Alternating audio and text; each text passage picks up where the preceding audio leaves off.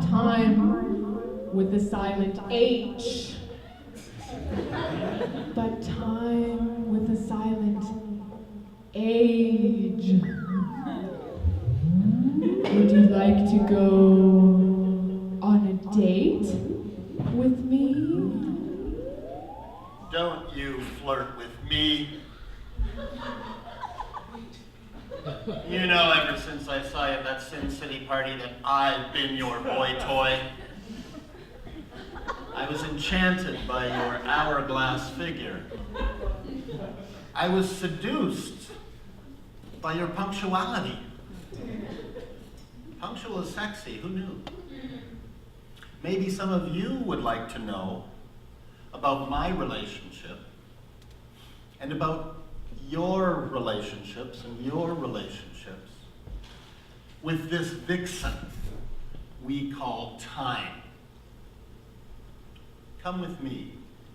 Let me take you back to the time when I first became obsessed with time. It happened when I was watching a movie. The movie was, Dude, Where's My Car? I was sitting in the theater thinking to myself, will this never end? Has time itself come to a stop? I distracted myself by filling my belly with popcorn.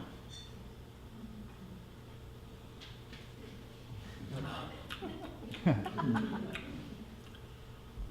love popcorn. And then amused myself by filling my brain with dreams of the distant stars.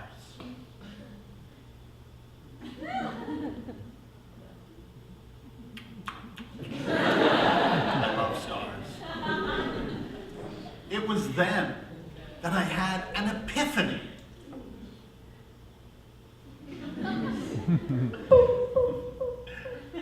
You might say that Ashton Kutcher was my muse.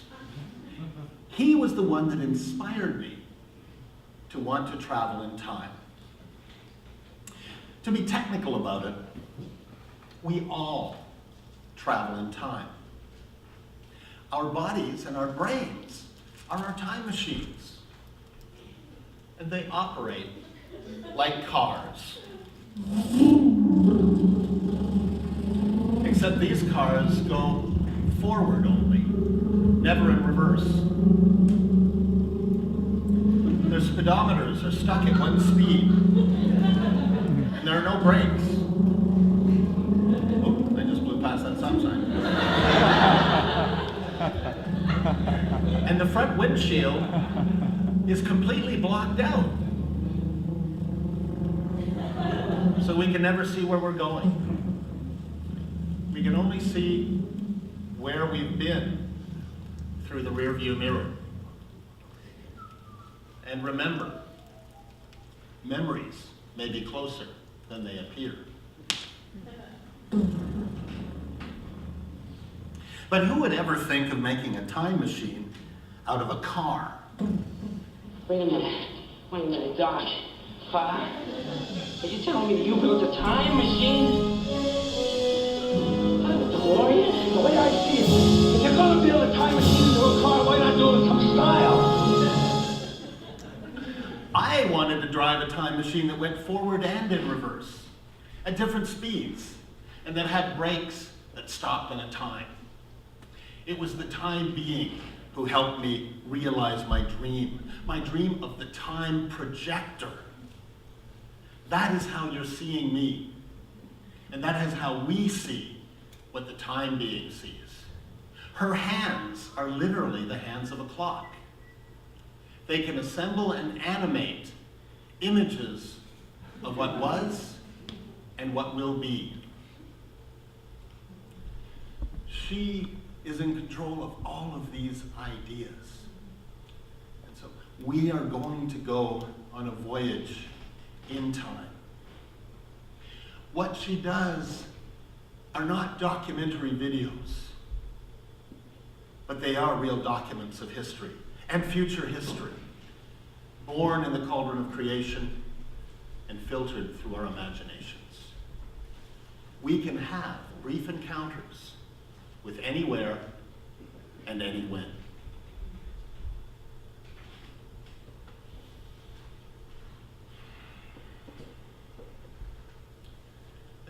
They say the camera adds 10 pounds. The time projector obviously adds about 30.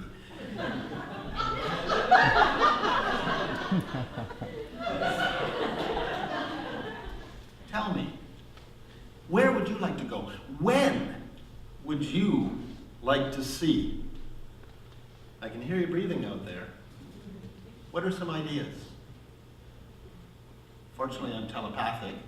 I hear somebody saying 1972. And you over there, oh no, we don't want to go there. I know what happened then.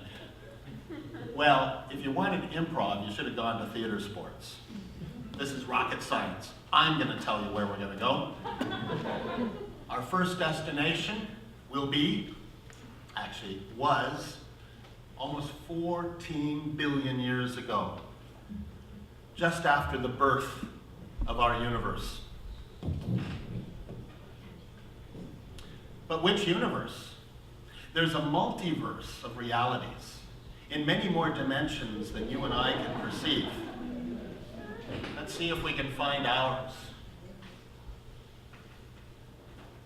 So many universes, so little time. This neighborhood looks familiar.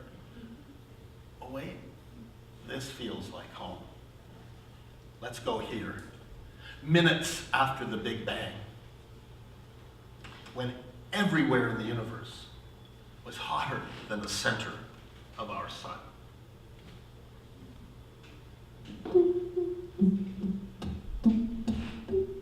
All energy, nothing solid. You can't make something out of nothing, but you can make something heavy out of something light. Einstein knew this when he told us E equals mc squared. The universe knew this before Einstein, when it fashioned matter out of light. But not just any light, the most energetic light that ever was and ever will be. Gamma rays.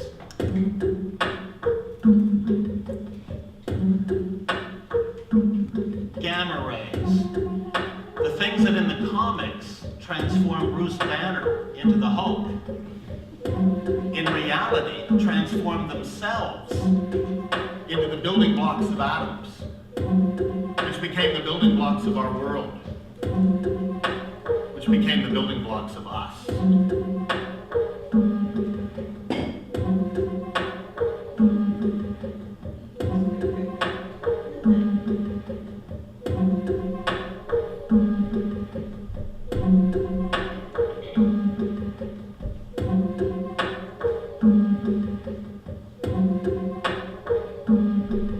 Now let's jump forward 13.7 billion years, give or take an hour. The sun, born 4.5 billion years ago, is now entering middle age. And around it, planets, one of which is called the Earth. And on the Earth, life, first born 3.5 billion years ago, has evolved from microbes to multiplicity. And amongst that multiplicity, human beings, some of whom, like the sun, are now entering middle age. Let's see what 3.5 billion years of biological evolution has wrought.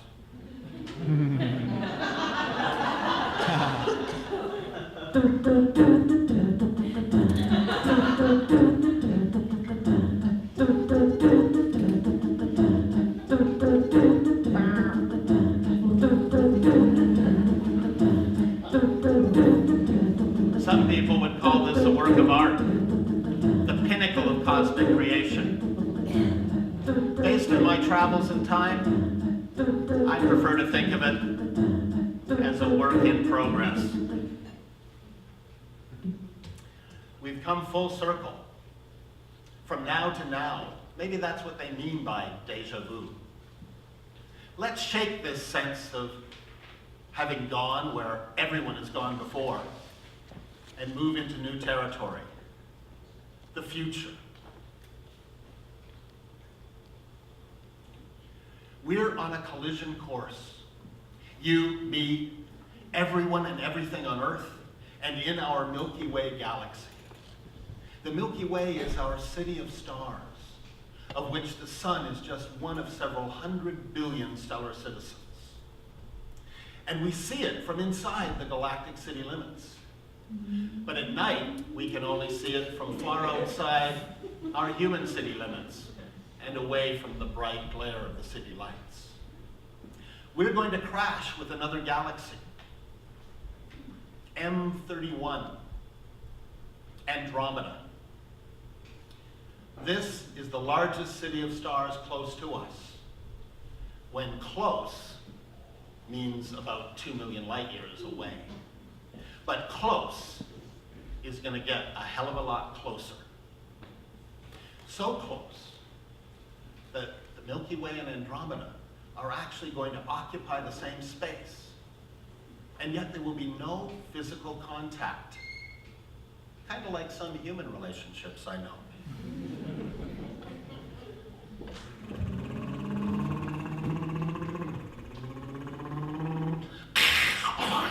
We spared no expense, folks. When two cars crash head on, you don't get a new model car. But when two galaxies crash head on, you actually get a new model galaxy.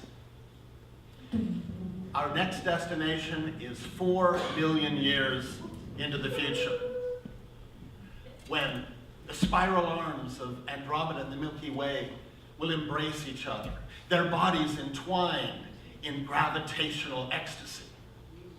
There is no contraceptive that works on gravity.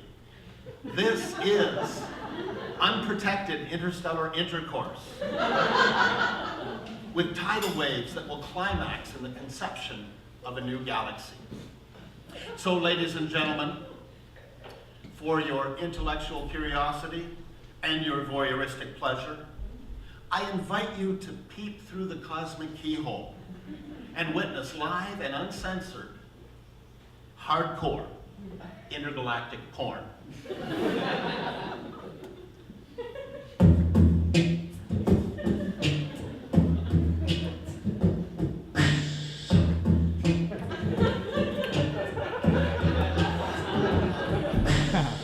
Come to me, baby. I want to feel your gravity. Oh!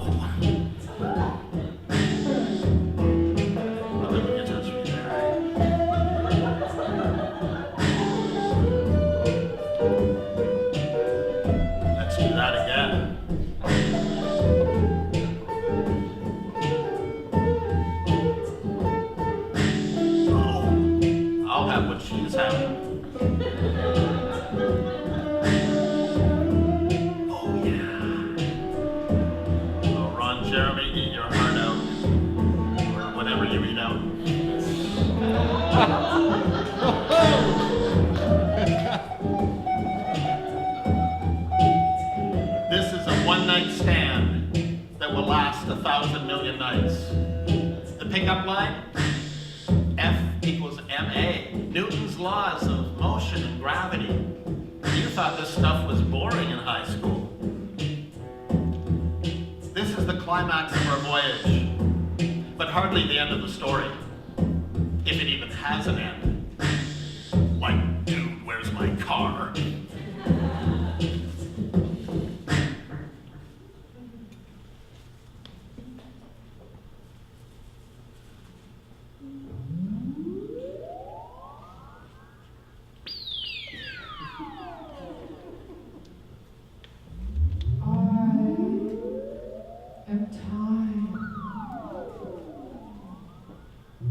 I'm your friend and your foe.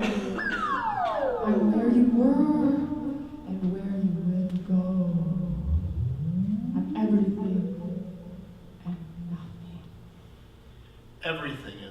her control from galaxies to garden gnomes.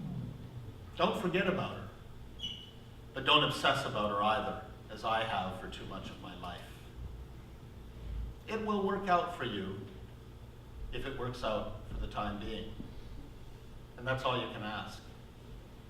Until the next moment, and the moment after that, and the one after that, and the 1,000,000,001 moments after that.